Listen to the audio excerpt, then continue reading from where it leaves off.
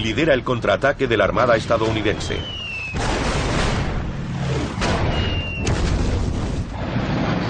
Ahora el Enterprise está a punto de enfrentarse a la enorme flota japonesa en Midway. USS Enterprise, una ciudad combatiente de acero. Es el barco más respetado y condecorado de la Segunda Guerra Mundial. En este campo de batalla de 360 grados, donde las amenazas acechan en los mares, en el cielo y bajo el agua, los enemigos del Enterprise podrían estar en cualquier parte y en todas partes. No hay donde huir cuando la batalla nos rodea. Batalla 360 grados. Venganza en Midway.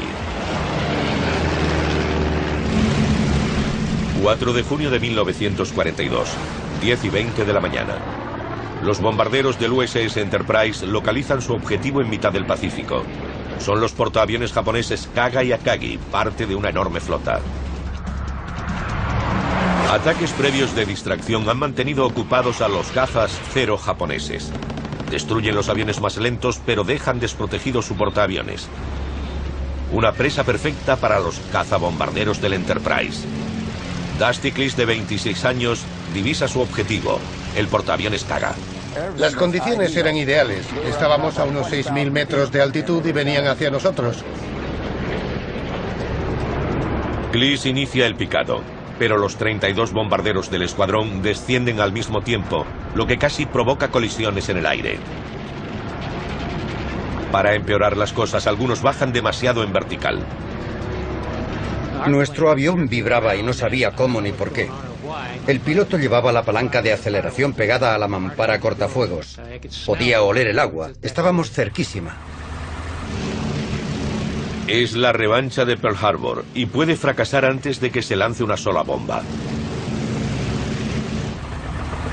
Los sobreexcitados aviadores del Enterprise buscan venganza y se lanzan hacia una trampa.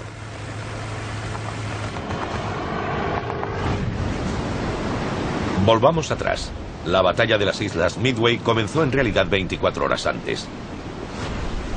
El 3 de junio de 1942, el USS Enterprise recorre 1.400 kilómetros desde su base en Hawái, acompañado por los portaaviones Yorktown y Hornet.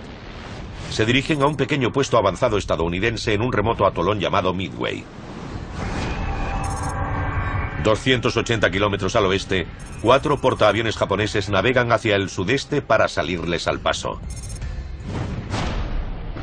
El almirante imperial Isoroku Yamamoto pretende terminar el trabajo que empezó en Pearl Harbor. El verdadero objetivo de los japoneses era el USS Enterprise. Yamamoto sabía que si podía hundir nuestros portaaviones, prácticamente ganaría la guerra. Entre el grueso de barcos japoneses que se dirigían a Midway había 4 portaaviones: Kaga, Akagi, Soryu y Hiryu. 7 acorazados y 150 naves de apoyo, cruceros, destructores y buques cisterna, 248 aviones, 16 hidroaviones y unos 15 submarinos.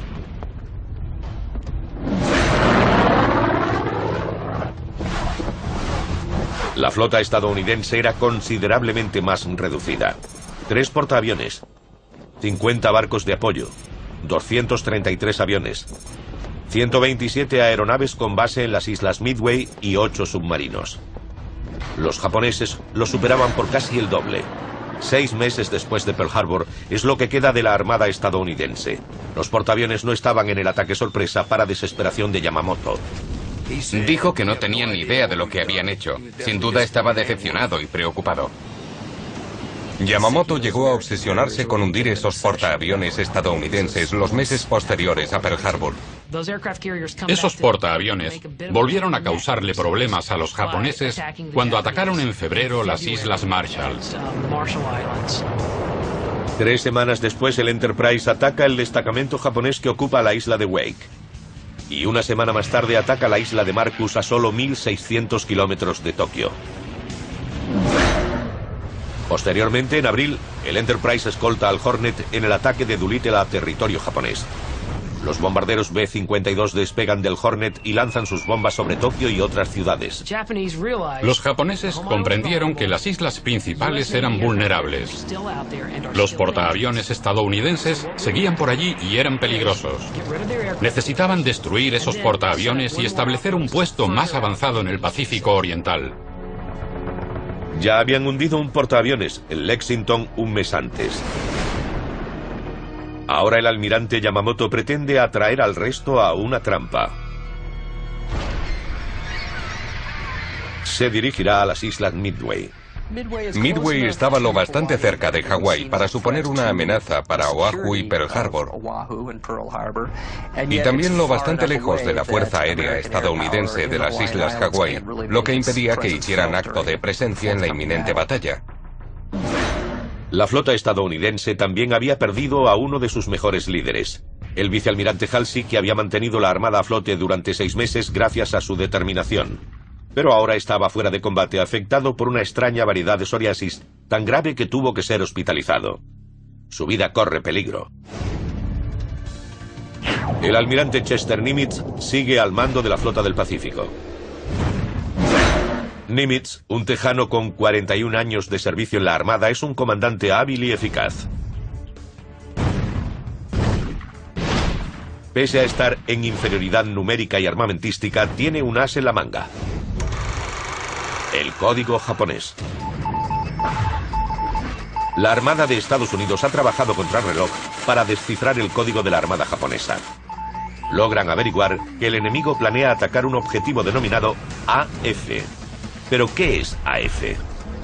Los burócratas de Washington insisten en que AF son las islas Aleutianas de Alaska, el comienzo de una invasión del territorio de Estados Unidos. Pero Nimitz cree que los japoneses quieren el Pacífico, no Alaska. Los descifradores emplean un truco. Emiten una alerta por radio advirtiendo de una drástica escasez de agua en las Midway. En 24 horas obtienen su respuesta. La Armada japonesa envía un mensaje en clave informando de una emergencia con el agua en el objetivo AF. Nimitz tiene razón. AF son las islas Midway. El almirante Nimitz ha equilibrado la partida. La Armada japonesa se acerca al completo, pero los estadounidenses la estarán esperando. Para ellos es una verdadera batalla de 360 grados. Objetivo: las islas Midway. Misión: proteger la base estadounidense e infligir el mayor daño posible a la superior flota japonesa. Estrategia: tender emboscadas con ataques aéreos, navales y de submarinos. Nimitz sabe que los japoneses se acercarán a las Midway desde el noroeste y envía sus portaaviones Enterprise, Hornet y Yorktown a un punto a 320 kilómetros al noroeste de las islas. Cuando los portaaviones japoneses estén a su alcance, atacarán los bombarderos. Todo apunta a que los buques enemigos llegarán a la zona de combate el 4 de junio. Amanece el 4 de junio de 1942. El día es claro y tranquilo, y el Enterprise navega cerca del centro geográfico del Pacífico. Aviones de reconocimiento buscan los portaaviones enemigos, pero es demasiado tarde. Los bombarderos japoneses Kate y Ball dan el primer golpe en las Midway. Una escuadra de 109 aviones japoneses aparece sobre el atolón. Se lanzan sobre la base estadounidense, destruyendo los hangares y destrozando las pistas. Parece que se repitiera Pearl Harbor.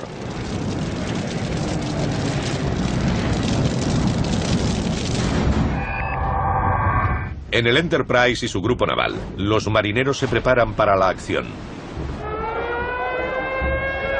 Pero aún no saben nada de los ataques a las Midway. En el Yorktown, el operador de radio y artillero Lloyd Childers, de 21 años, se equipa junto a su hermano Wayne.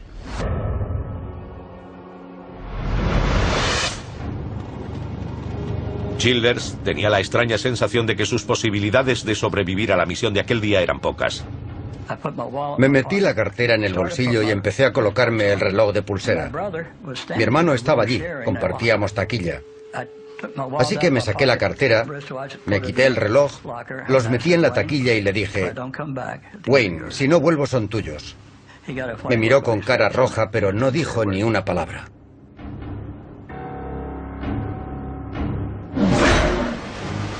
La sombría atmósfera de la mañana empeora cuando llegan al comedor. Hay un contundente desayuno a base de filetes y huevos. Para los aviadores es una señal de que se avecinan problemas. El piloto de bombardero Dusty Cliss, de 26 años, es un graduado en la Academia Naval de Coffeyville, Kansas. Siempre que nos ponían filetes y huevos sabíamos que el día sería movido.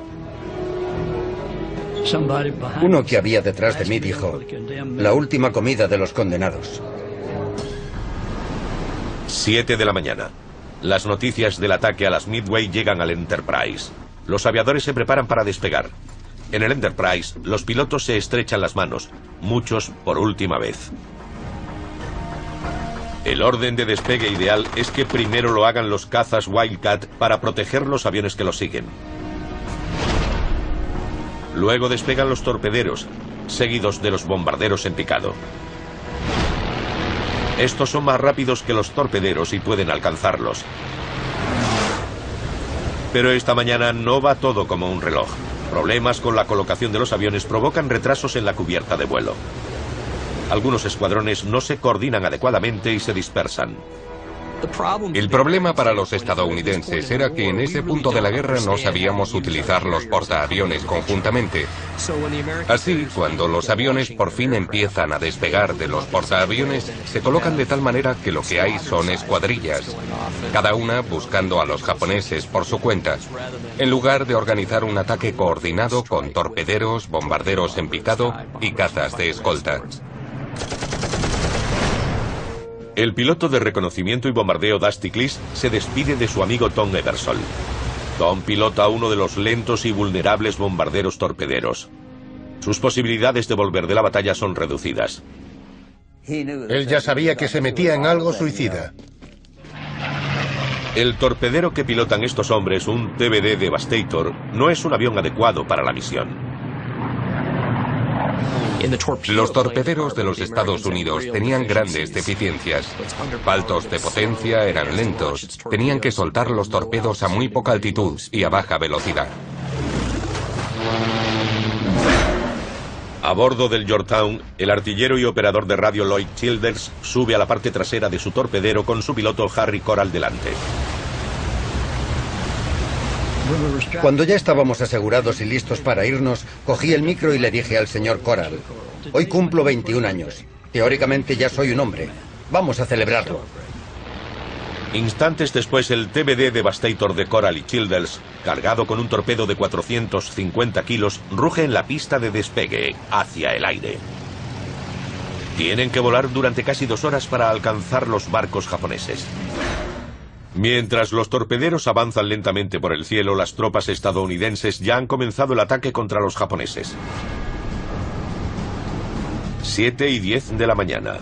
Empieza la primera oleada de ataques estadounidenses. Desde las islas Midway han despegado bombarderos para atacar los portaaviones nipones. Los buques de guerra enemigos abren fuego antiaéreo.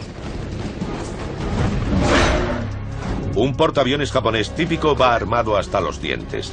El Kaga, un portaaviones muy importante en esta batalla, lleva 5 cañones de 200 milímetros con un alcance superior a 16 kilómetros.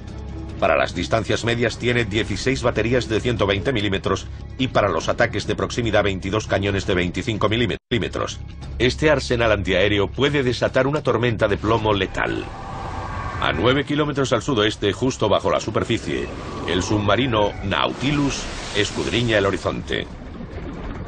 El sumergible es un explorador del ejército de Estados Unidos. El humo del fuego antiaéreo japonés atrae la atención del Nautilus. Se acerca con la intención de atacar por su cuenta. Pero a 180 grados y unos 240 metros por encima, un caza japonés divisa el Nautilus. El Cero se lanza en picado a 60 metros y abre fuego de ametralladora. Hace todo lo posible para dañar al submarino o forzarlo a una mayor profundidad para que no pueda disparar un torpedo. A 90 grados y 1800 metros de la proa del Nautilus, el destructor japonés Arashi va a su encuentro. Se abalanza y comienza a lanzar cargas de profundidad. Una carga de profundidad es un artefacto explosivo diseñado para hundir un submarino mediante una potente explosión subacuática. Una espoleta que se activa a una profundidad predeterminada detona el explosivo.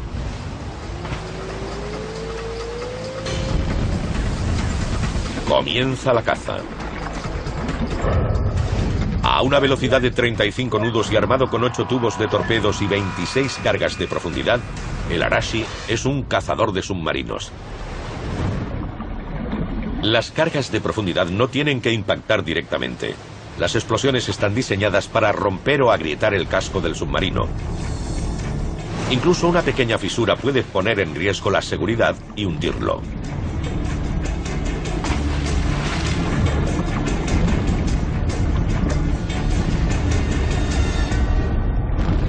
Las explosiones no alcanzan el Nautilus, pero el submarino no se arriesga y desciende de momento. El submarino de Estados Unidos vuelve enseguida a la superficie y contraataca. Divisa un acorazado, fija su objetivo y lanza un torpedo.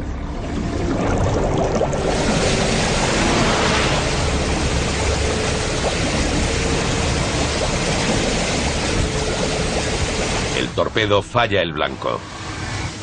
Pero basta para que el Arashi dedique las próximas horas a perseguir al submarino. Este es un pequeño enfrentamiento en una gran batalla.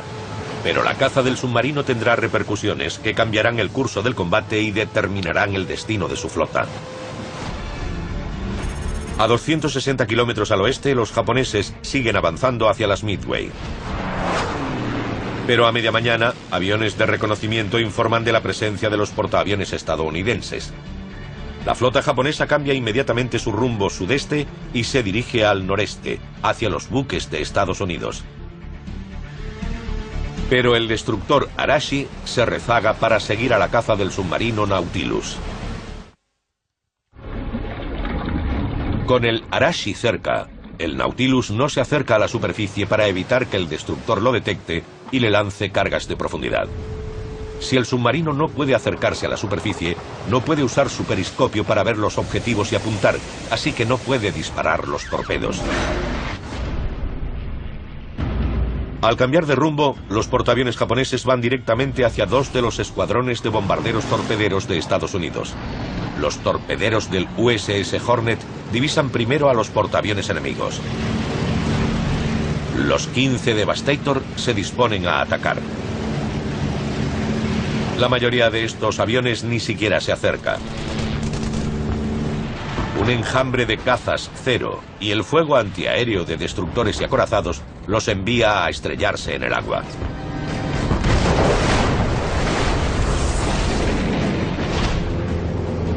Un solo piloto, el alférez George Gay, consigue acercar su Devastator lo suficiente para soltar su torpedo de 450 kilos, pero no estalla.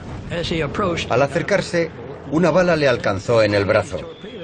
Lanzó el torpedo, pero estaba tan cerca que tuvo que subir para atravesar el portaaviones japonés.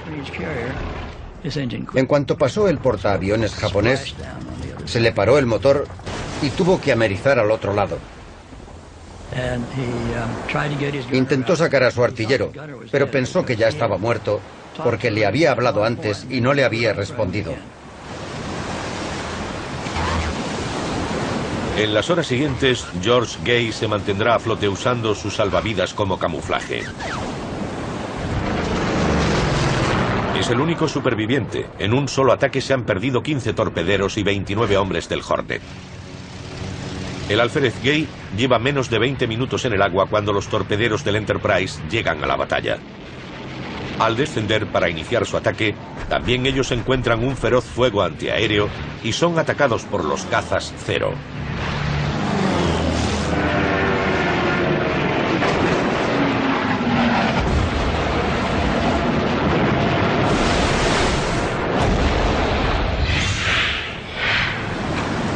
La mayoría son derribados, pero 4 consiguen escapar de la letal cortina de fuego y volver al buque. Por desgracia, Tom Eversole, el amigo del piloto de bombarderos Dusty Cleese, no está entre los supervivientes. Me dan ganas de llorar cuando lo pienso. Era mi mejor amigo y no volvió.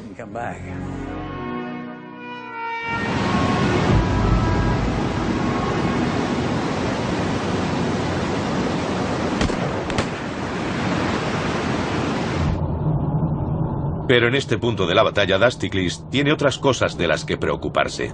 Dusty forma parte de un grupo de bombarderos en picado que sigue a distancia a los torpederos. A la cabeza de este grupo va el comandante Wade McCluskey, de 40 años, natural de Buffalo, Nueva York. Normalmente pilota un caza, no un bombardero, y lidera el grupo como alma que lleva el diablo. Era piloto de cazas. Su idea era que quien da primero es el que gana.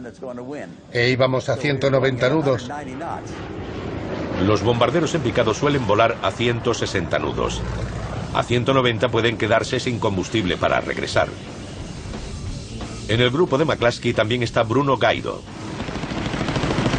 En febrero, la rápida acción y el heroísmo de Gaido evitaron el desastre cuando un piloto suicida se lanzó contra el Enterprise al final del ataque a las Islas Marshall. Gaido corrió de su puesto de combate en el puente a la ametralladora del asiento trasero de un bombardero estacionado en la cubierta. Abrió fuego sobre el bombardero suicida japonés, derribándolo. También vuela en este escuadrón el operador de radio y artillero de 19 años Don Hoff. Todavía está adaptándose a la vida a bordo de la enorme ciudad flotante llamada Enterprise. Los camarotes de la dotación están en el vientre del Enterprise. Son casi 2000 literas de 4 pisos, donde Hoff se despierta bruscamente su primera noche. Mi litera era la de abajo, la que está justo sobre el suelo. Prácticamente tenía que tumbarme en el suelo para acostarme. Estaba en calzoncillos y me desperté alrededor de medianoche porque me estaba cayendo agua caliente. Me salpicaba en la cara, en el pecho, en el vientre, y me di cuenta de que no soñaba. Miré para arriba y había un tío orinándoseme encima. No estaba sonámbulo, era uno de los borrachos del escuadrón del barco. Le empujé y se cayó dando tumbos sin parar de orinar. Esa fue mi presentación, y me pregunté cuánto tiempo sería capaz de aguantar eso. Hoff está ahora en el escuadrón de McCluskey y van a llevarse una sorpresa. Cuando los bombarderos de McCluskey lleguen al punto donde suponen que están los portaaviones japoneses, no verán nada más que mar vacío. Cuando llegamos, el sol brillaba y había algunas nubes dispersas, pero se podía ver a mucha distancia y no había absolutamente nada en el agua. Los bombarderos no saben que la flota japonesa ha cambiado de rumbo hacia el noreste y que no se dirigen a las Midway, sino a su verdadera presa, el Enterprise y los demás portaaviones. McCluskey se enfrenta a un dilema. Si continúa, se acabará el combustible del escuadrón. Nos estábamos acercando al punto en que, si seguíamos volando con la bomba que llevábamos, nos sería difícil regresar. Faltaba muy poco. Si no daba la vuelta pronto, sus hombres tendrían que hacer un amerizaje forzoso, sin garantías de ser rescatados. Por otro lado, el enemigo no podía estar demasiado lejos, y el daño que este escuadrón podía infligir a los portaaviones salvaría muchas vidas estadounidenses a la larga. McCluskey toma una decisión temeraria, sigue adelante arriesgándose a que todo su grupo tenga que hacer un amerizaje forzoso a cambio de la oportunidad de encontrar al enemigo y destruirlo. Y su decisión pronto da resultados. En unos minutos McCluskey divisa una minúscula estela en el océano. Vi a McCluskey señalando hacia un lado. Miré abajo y vi en el agua lo que parecía un barquito en miniatura. Es el destructor japonés Arashi, que ha abandonado su búsqueda del Nautilus y regresa a toda máquina con el resto de la flota. El barco no iba en zigzag, sino que avanzaba a toda máquina, de manera que levantaba mucha agua por detrás. Probablemente iban a 35 nudos o más y en línea recta. McCluskey decidió sabiamente que si seguía ese barco, probablemente llegaría al grupo naval japonés. McCluskey cambia el rumbo y se pone a popa del Arashi. Si los aviadores del Enterprise no se quedan sin combustible, puede que consigan dar el golpe. El Arashi señala directamente al objetivo, pero antes de que llegue McCluskey empieza otro ataque. Los portaaviones japoneses son alcanzados por los bombarderos. El piloto Harry Coral y el artillero Lloyd Childers se acercan junto a otros 13 TBD para soltar sus cargas explosivas. Pero los Zero japoneses los interceptan al instante. Los Zero tienen una velocidad máxima de 530 km/h.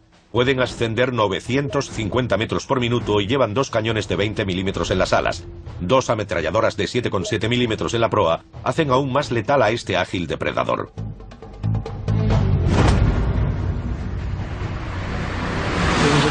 Un Zero se nos echaba encima y venía con una inclinación muy pronunciada. Quise soltarle una ráfaga. Apreté el gatillo, pero el arma todavía tenía el seguro puesto y no disparó. Corregí rápidamente la situación porque había otros Zero en la zona. La mejor descripción que se me ocurre es que parecían un enjambre de abejas atacándonos.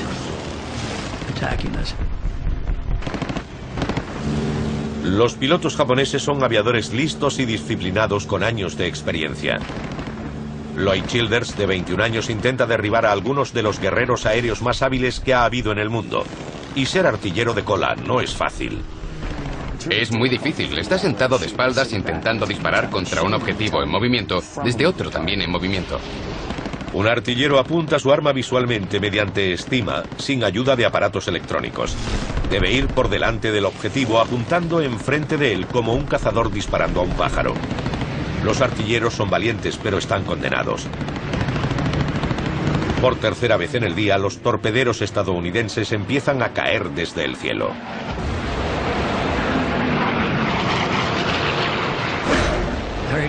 Harry Coral me dijo que mirara al jefe. Me volví y miré directamente a la cara de mi superior, el operador jefe con el avión en llamas. Miraba al jefe a los ojos. Al principio tenía cara de decir, ¿qué está pasando? Signo de interrogación. Y luego, miedo. Ya se había dado cuenta. El avión ardía con furia. Obviamente volábamos muy lentos. Entonces, el avión del jefe de grupo cayó al agua. Como artillero de cola, Childers tiene delante la parte trasera del avión, de manera que puede disparar a los Zero que atacan desde atrás. Los cazas japoneses suelen caer en picado desde lo alto, así que debe mirar hacia arriba, pero no tarda en recibir una sorpresa desde otro lado. 180 grados por debajo de la mira de Childers, un avión enemigo se acerca dispuesto a matar. Miré hacia abajo y se me erizó el pelo de la nuca. En un instante el enemigo se ha elevado hasta el nivel de Childers. Había un Zero detrás de nosotros que redujo su velocidad a unos 80 nudos. Se había quedado sin munición y trataba de cortarnos la cola con la hélice. Childers debe apuntar cuidadosamente a través de la mira de su ametralladora. De otro modo, alcanzaría los estabilizadores de su propio avión. La mira estaba por debajo del estabilizador horizontal y utilicé la cara del piloto japonés como blanco. Apreté el gatillo y desapareció. Pero el 21 cumpleaños de Lloyd Childers está lejos de acabar. Otra oleada de cazas Zero se le echa encima. Estaba disparando al Zero que nos atacaba cuando noté que me alcanzaron en la pierna. Pensé que me había dado una bala, pero en realidad fueron 2. En el músculo del muslo. Eso fue una sorpresa. Por alguna razón no me lo esperaba. Y también me sorprendió que no me doliera. Instantes después, Childers es alcanzado de nuevo, esta vez justo encima del tobillo de la otra pierna. Esta herida es dolorosa, pero el joven sigue disparando al enemigo. Los bombarderos torpederos del Yorktown no alcanzaron ningún objetivo. La mayoría fueron derribados antes incluso de acercarse lo suficiente para lanzar los torpedos. El resultado, los japoneses han derribado 25 aviones, los estadounidenses ninguno. Pero sin proponérselo, el desastroso ataque del Yorktown hace cambiar la suerte de los norteamericanos. Los cazas japoneses se concentraron en un inminente ataque del VT-3, el escuadrón de torpederos del Yorktown, y olvidaron mirar a su alrededor por si llegaban otros ataques. Los Zero han dejado temporalmente los portaaviones japoneses sin cobertura aérea. Y precisamente en ese momento, Wade McCluskey y los bombarderos en picado del Enterprise aparecen en el horizonte, lanzados al ataque como la caballería. McCluskey ha seguido al destructor japonés Arashi directamente hasta el premio gordo, la flota de portaaviones japoneses. En este momento, Dusty Cleese reconoce su objetivo, el Kaga. Pude ver dos barcos grandes, los que teníamos más cerca, y luego uno más pequeño que estaba más alejado.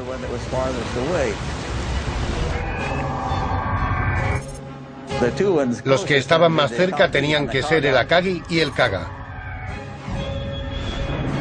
El teniente McCluskey ordena inmediatamente el ataque, dividiendo a su grupo en dos, uno contra el Kaga y otro contra el Akagi.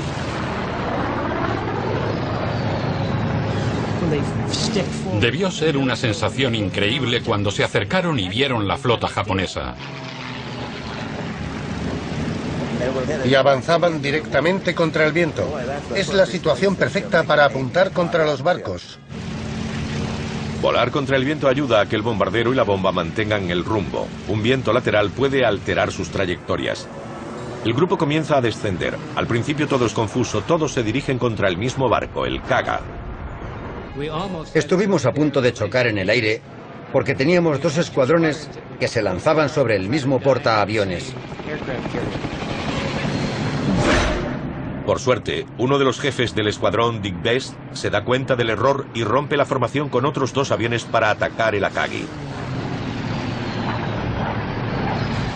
Al mismo tiempo, en el grupo principal de bombarderos que se abalanza sobre el Kaga, la confusión ha hecho que el piloto del avión de Donald Hoff, James Dexter, baje en un ángulo mucho más pronunciado que el pretendido.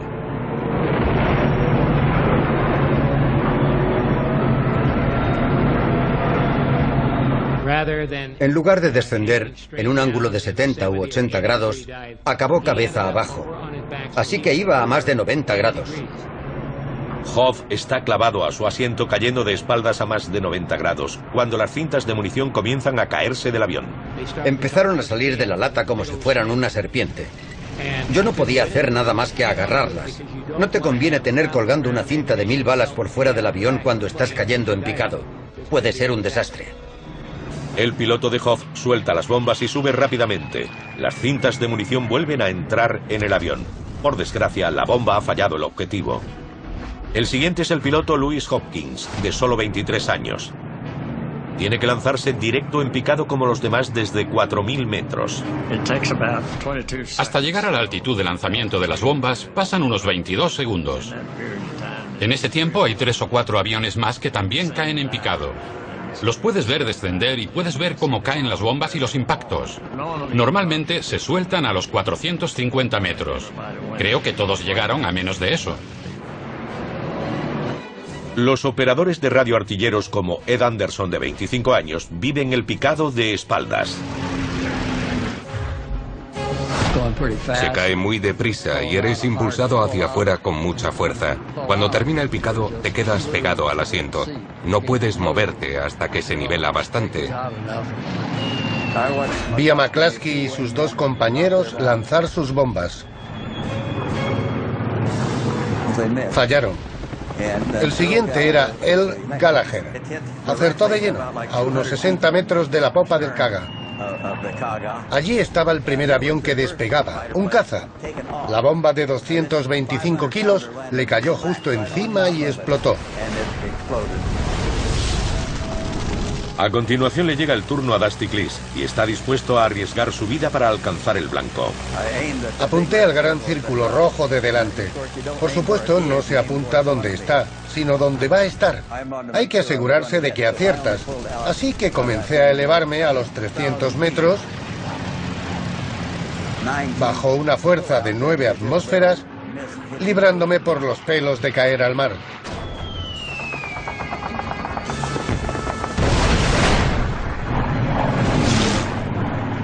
Cayó sobre el borde trasero del gran círculo rojo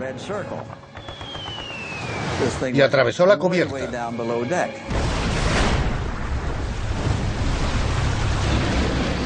James Dexter y Don Hoff también se elevaron muy cerca del agua. Veía justo el costado del barco. Otros aviones habían dado en el blanco y caían las bombas y explotaban. había humo y fuego, y en ese momento giró bruscamente a la izquierda. Dexter gira bruscamente a la izquierda para evitar chocar con el crucero japonés. Empiezan una maniobra de evasión, de manera que tienen que hacer una serie de movimientos para que sea un objetivo difícil de alcanzar para el crucero.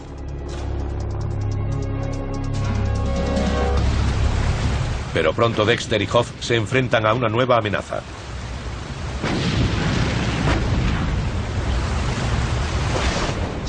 De repente, teníamos delante columnas de agua que se levantaban con las explosiones. Nos venían desde delante, y él iba haciendo zigzag. Ellos empezaron a hacer zigzag, y nosotros seguimos con la maniobra de evasión. El crucero dispara sus proyectiles por delante de los aviones en retirada, alertando de su presencia a los Zero que hay encima. Las columnas de agua provocadas por las explosiones son obstáculos mortales. Si no la ves y das contra una columna de agua, es como chocar contra el cemento.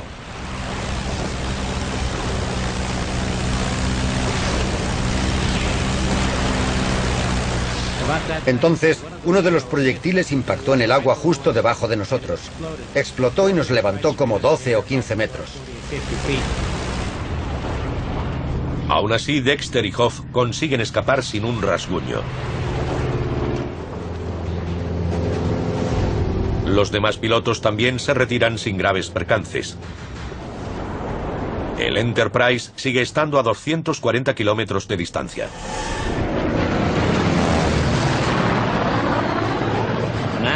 Entonces la cuestión era, ¿tenemos combustible suficiente para volver al barco?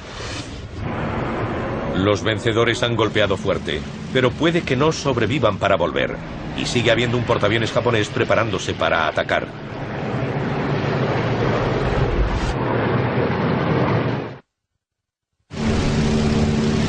...4 de junio de 1942... Batalla de Midway. El primer ataque del Enterprise a la flota japonesa es impresionante. Sus pilotos, en inferioridad numérica, han causado estragos en los portaaviones imperiales. El Kaga ha sido alcanzado por los mejores de un escuadrón de bombarderos en picado del Enterprise y está completamente destrozado. Arde de proa a popa casi instantáneamente y se pierden muchísimas vidas. El Akagi tarda más, pero acaba devorado por el mismo tipo de incendio catastrófico que está consumiendo al Kaga.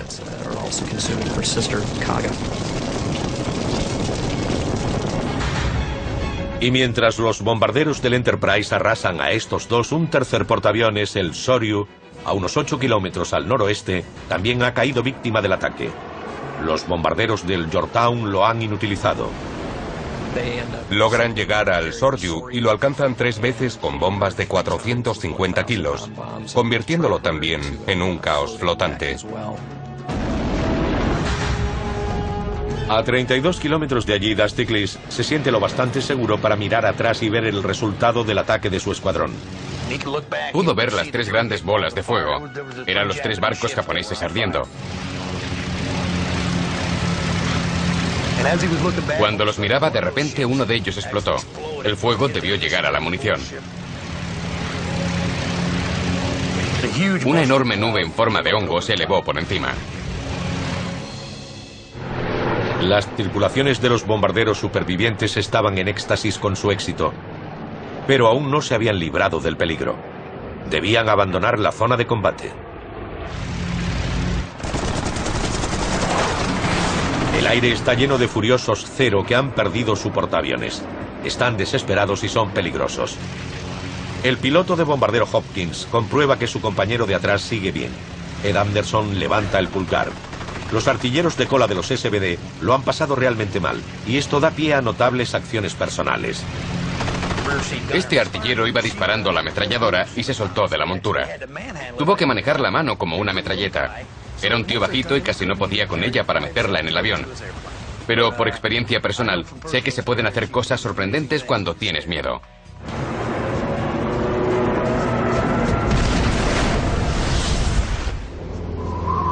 Pero ningún esfuerzo físico extraordinario puede salvar al artillero Bruno Gaido y a su piloto Frank O'Flaherty. Esta tripulación pagará un alto precio por sus logros de esta mañana. Mientras los atronadores Zero japoneses contraatacan ferozmente, las balas de sus armas perforan los tanques de combustible del avión de O'Flaherty y Gaido. La pérdida de combustible los obliga a posarse en el mar. Sobreviven al impacto, pero son descubiertos por los japoneses y rescatados por un barco enemigo. La tripulación nipona no está feliz con la pérdida de los 3 portaaviones de la Marina Imperial. Ya solo les queda uno, el Hiryu. El Hiryu no ha sido alcanzado por los ataques de los torpederos del Yorktown y ahora quiere venganza. Un avión de reconocimiento acaba de informar al Hiryu de la posición del Enterprise y los demás barcos estadounidenses. Poco antes de las 11 de la mañana, los bombarderos del Hiryu despegan para vengarse.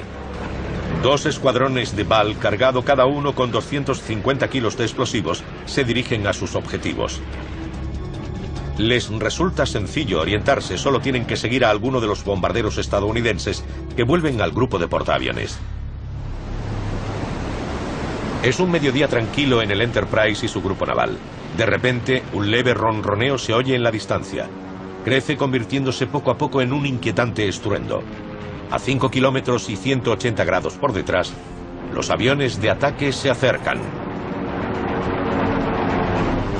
La primera línea de defensa son las armas antiaéreas del destructor. Si los bombarderos enemigos consiguen atravesarla, serán presa de los Wildcats del Enterprise, que vuelan en círculos para derribar a los bombarderos antes de que suelten su carga.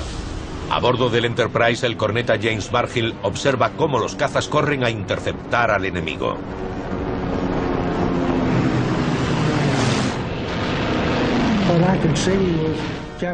Podía ver cómo se nos acercaban los aviones japoneses y el despliegue de nuestras armas y aviones como un escudo para mantenerlos lejos del Enterprise. El primer portaaviones estadounidense detectado por los bombarderos del Hiryu es el Yorktown. Algunos aviones enemigos logran atravesar las defensas del barco.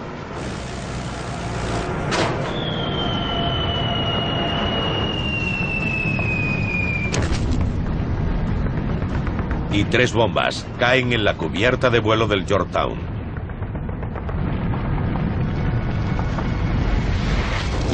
Una de ellas mata a 17 artilleros y abre un agujero de 1 metro cuadrado en el centro de la pista. Otra atraviesa la base de la chimenea antes de explotar e inutilizar las calderas. Hay incendios por doquier. Las cubiertas de vuelo de los portaaviones estadounidenses de la Segunda Guerra Mundial tenían una capa superior de planchas de madera. De esta manera se aligera el peso del barco, pero se multiplican los riesgos cuando estalla el fuego. Pero el equipo de control de daños del Yorktown entra rápidamente en acción, desenrollando las mangueras y sofocando las superficies en llamas con espuma. Taparon el agujero de la cubierta y volvieron a poner en marcha las calderas. 2 horas más tarde el incendio está extinguido y el agujero de la cubierta reparado. El Yorktown reanuda la marcha a 19 nudos. Pero su segunda oportunidad dura poco. A media tarde una segunda oleada de bombarderos llega desde el Hiryu. Son torpederos. De nuevo alcanzan primero al Yorktown, pero como ya no arde y ha sido reparado enseguida, creen que es un portaaviones distinto.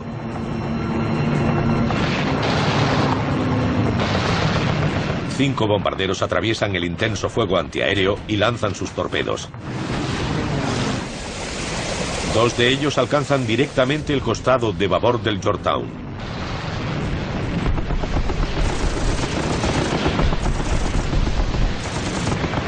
De nuevo se apagan los incendios, pero esta vez el daño es demasiado grave para repararlo enseguida. La cubierta escorada es un serio problema para los aviadores del Yorktown. El artillero herido Lloyd Childers y su piloto Harry Coral son unas de las tripulaciones que no pueden aterrizar en el Yorktown. Volvimos al Yorktown y al verlo, notamos inmediatamente que se había escorado unos 30 grados. Era un cadáver en el agua. La inclinación del Yorktown impide que aterricen sus aviones. Childers y Coral sobrevuelan desesperadamente la pista tratando de posarse. El hermano de Childers, Wayne, está en cubierta. Teme que el presentimiento que tuvo su hermano por la mañana se haga realidad al ver pasar el avión. Wayne hace señas con la mano para que vean que está bien, recorriendo toda la eslora del barco e intentando obtener respuesta de su hermano. Pero nadie contesta. Gravemente herido en las dos piernas y con una bala alojada encima de su tobillo derecho, el joven artillero ha perdido gran cantidad de sangre y lucha por seguir consciente. Su hermano no puede saber si está vivo o muerto. Tenía la cabeza bajada y cuando me incorporaba empezaba a perder el conocimiento, así que no levantaba mucho la vista. Me quedé así, hacia abajo, y por eso no le hice señas, pero lo vi.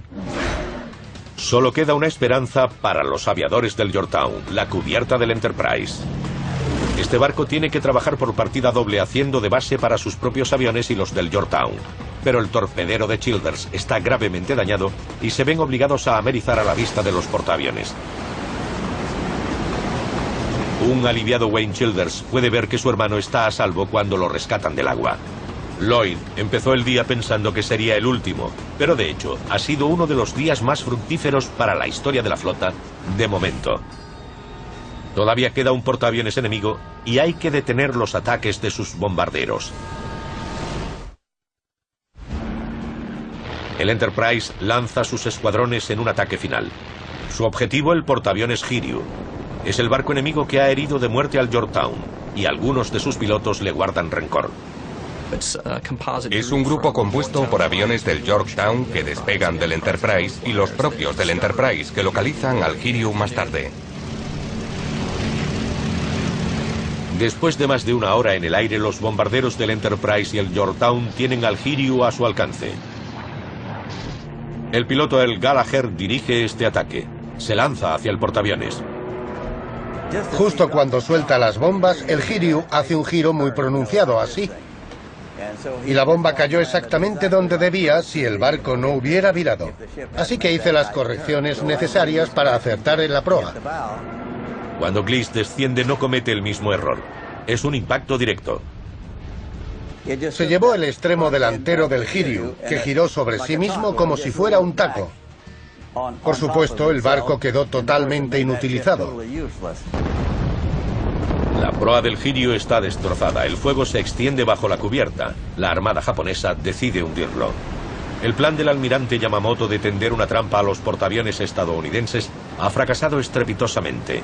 En una sola batalla, los japoneses han perdido 4 portaaviones, un crucero y 228 aviones, cobrándose las vidas de 3.000 marineros y aviadores. Aunque las pérdidas norteamericanas incluyen un destructor y el portaaviones Yorktown, es la victoria más sorprendente en los anales de la Marina estadounidense. Yamamoto se ve obligado a renunciar a la invasión de las islas Midway. 24 horas después de la batalla, todavía hay un estadounidense flotando solo en el mar. El alférez Josh Gay fue derribado en el primer ataque y se ha mantenido a flote mientras la batalla bramaba en torno a él. Finalmente es rescatado por un hidroavión. Gay es llevado al Enterprise, donde encuentra a su compañero Lloyd Childers recuperándose en la enfermería. No me conocía. En principio, bajó porque le dijeron que había un chico del escuadrón de torpederos y pensó que podía ser de su escuadrón. Así que bajó y me encontró lo más rápido que pudo. Los dos sobrevivientes se hicieron amigos. George Gay venía a verme todos los días y hablaba conmigo. Me contó exactamente todo lo que pasó, de principio a fin. Poco después llegaron noticias de que el artillero Bruno Gaido y su piloto Frank O'Flaherty no habían tenido tanta suerte. Los dos hombres fueron interrogados a bordo del destructor japonés Makigumo. Furiosos por su estrepitosa derrota, los tripulantes del Makigumo ataron juntos a Gaido y O'Flaherty, les colocaron pesos en los pies y los arrojaron por la borda para que se ahogaran.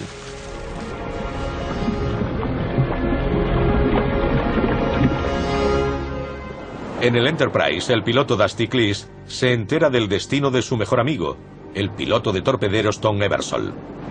Él no volvió. Bueno, si hay santos en el cielo, está entre ellos ahora.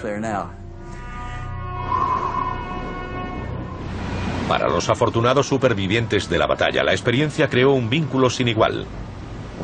Cuando se sirve en el ejército durante un tiempo, se crea un vínculo que dura toda la vida. Se llega a un nivel de camaradería que los civiles normalmente no pueden entender. Pierdes el sentido de individualidad. Ya no eres tú, eres parte de la unidad. Es tu unidad, son tus colegas. El piloto Louis Hopkins y su artillero Ed Anderson se enfrentaron a la muerte en el ataque que hundió el Kaga. Pero perdieron el contacto después de la guerra. Cuando nuestros productores los localizaron, ambos se sorprendieron de que el otro siguiera vivo. Hoy, tras 65 años separados, los dos hombres van a encontrarse por primera vez desde que combatieron hombro con hombro. He esperado esto muchísimo tiempo. Es estupendo volver a verte. Yo también me alegro. Guerreros que envejecen. Almas hermanadas, unidas eternamente por las valerosas hazañas de su juventud. Algunos de estos colegas no lo consiguieron. Nosotros somos de los afortunados.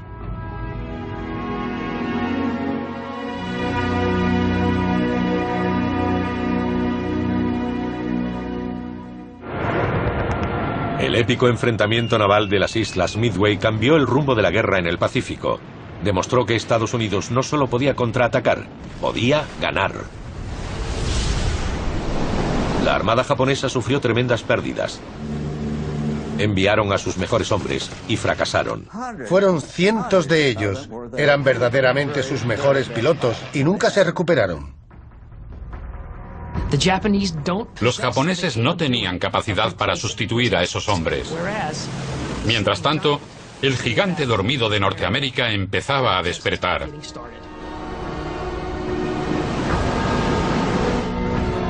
El almirante Yamamoto y el alto mando japonés estaban desconcertados. Habían despertado al gigante y sentido su ira. En su cuartel general de Pearl Harbor, el almirante Nimitz podía contemplar el resultado de la labor del Enterprise en Midway. Pero los criptógrafos tenían malas noticias. Los japoneses planeaban un nuevo ataque cuyo objetivo sería la invasión y ocupación de Australia. El Enterprise recibe nuevas órdenes: interceptar a la Armada Imperial y detenerla. El lugar es una isla llamada Guadalcanal. El Enterprise está a punto de recibir su bautismo de fuego.